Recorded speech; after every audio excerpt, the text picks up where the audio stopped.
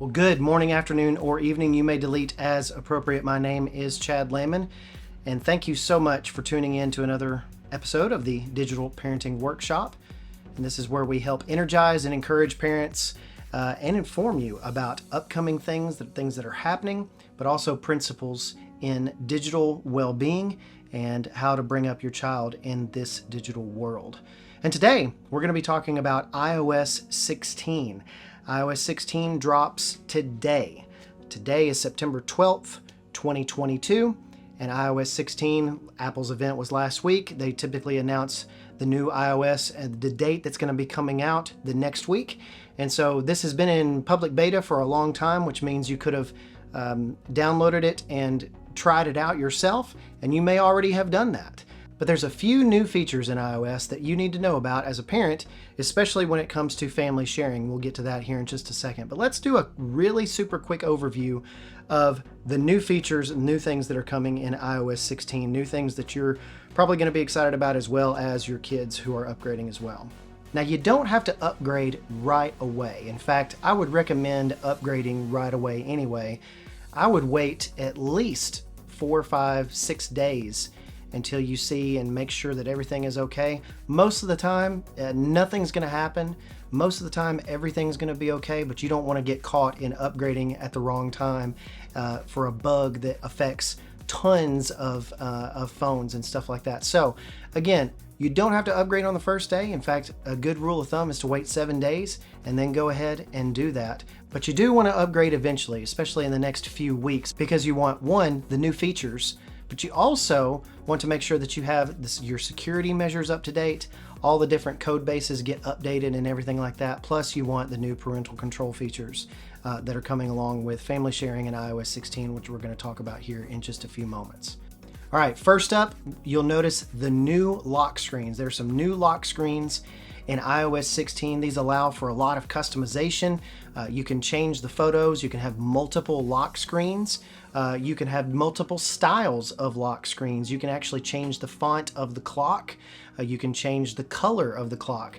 They've got about a dozen different things to choose from in every color under the sun. A lot of people are going to have a lot of fun with this. The thing that I like the most is this selective photo kind of machine learning in photos, meaning it will take a portrait photo with a blurry background and kind of superimpose that ever just so slightly over the time to where it looks like it's kind of got this 3D effect and it's jumping out at you.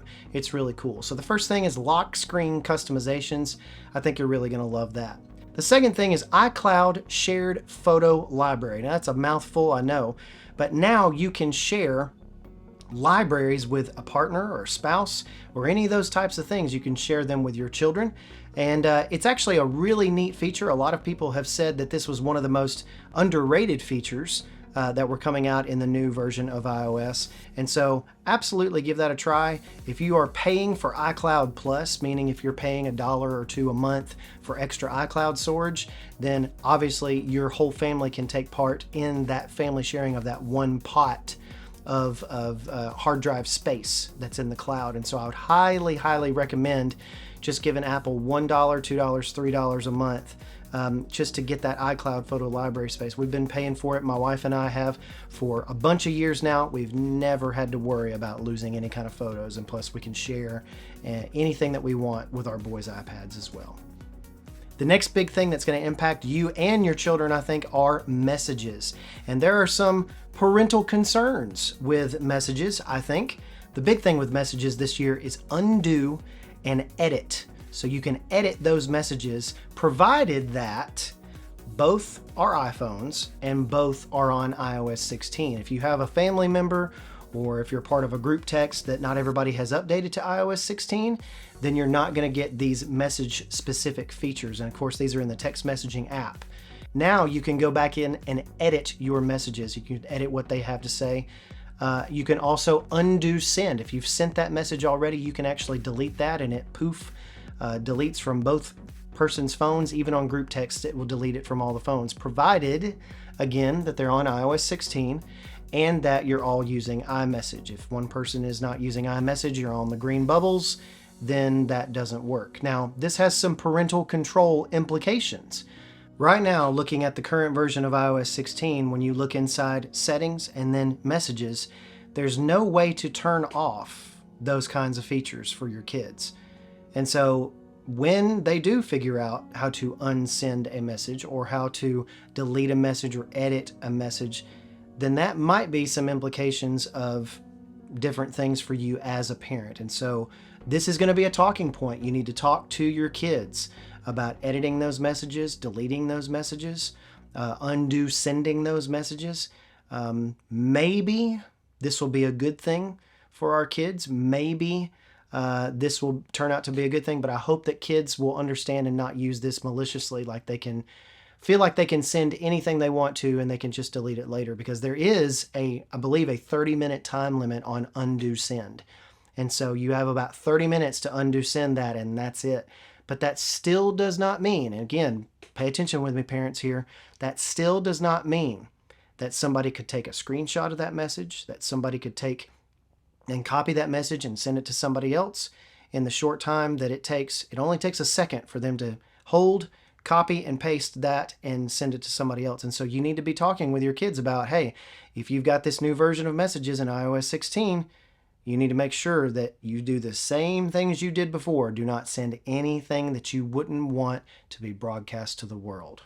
Just a thing to think about with Messages as you think about the parental control implications of that. Dictation on iOS 16 has gotten a lot better. I've been using iOS 16 for about a month and a half now, and you've got auto punctuation in your messages now. You've got move between voice and touch. It's a really, really neat system. They've really drastically improved voice messaging. So there should be more accurate voice messages, voice texting. There should be more accurate all sorts of things. You can go back and forth between typing and using your voice really fluidly. It's actually very neat stuff. And so again, that's a good improvement, a very thought out, well-deserved improvement for iOS 16.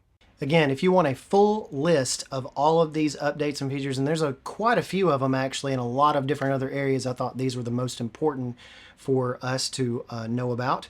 You can go to apple.com/iOS16, and that link will be down below, so make sure that you like and subscribe, and make sure that you find those links down below as well.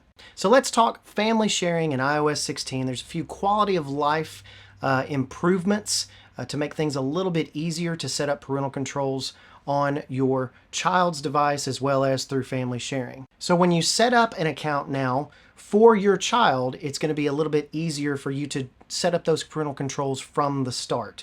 And so you're going to have age-appropriate restrictions, and they're even going to give you suggestions based upon how old you say your child is. Your child now can also send screen time requests in Messages, and so they can text you when they want more screen time or a change to a screen time, and it's easy to approve or decline that request. And it's a lot like requesting to buy an app from family sharing, except they can request more screen time for different things like that as well. And so you can control that. That gives you a little bit more control, which is always good. Of course, we talked about device setup, and device setup has gotten just a little bit easier. You can use Quick Start, Apple calls it Quick Start, to easily set up a new iOS or new iPad OS device for your child with all those appropriate parental controls in place. One thing that I have found that moving from a older device to a newer device is a big headache because I've got to go write down all my parental controls. Well, now those will carry over to the new device. And so that is a fantastic improvement for parental controls in iOS. And last but not least, Apple has something called Family Checklist, and that's going to be inside of your iCloud on your Settings app, and it's going to give you kind of these helpful tips and suggestions. And again, take them with a grain of salt. There may be some that are really great, and there may be some that you're like, what? And again, remember, this is a company that is in California that doesn't necessarily excel in parental controls. And so it just reminds you that you can share your iCloud Plus subscription with everyone. It allows you to turn on location sharing, or in this case, turn off location sharing for some of those things. And again, it's going to be a nice little improvement. It will update, this is a good thing, it will update children's settings as they get older. And of course, you have full control over that, and it's going to require you to approve those things, but it offers those suggestions when they get older. And so the difference between being 12 years old and being 15 or 16 years old is going to be a significant difference in how you manage those parental controls.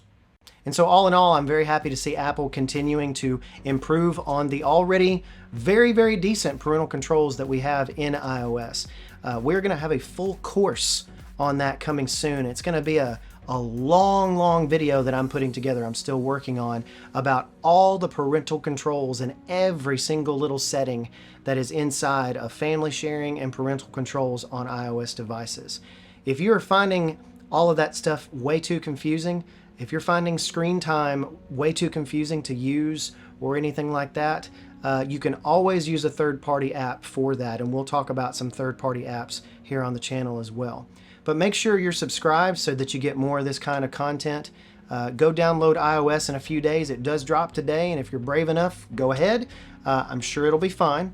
But as well, you should know about these new parental control features. Again, I appreciate your subscription and you liking this video so much. Let's grow the channel together. Let's make it to 1,000 subscribers before the end of 2022. That's my goal. Thank you so much. I'm Chad Landman for the Digital Parenting Workshop. Go out and have a blessed week.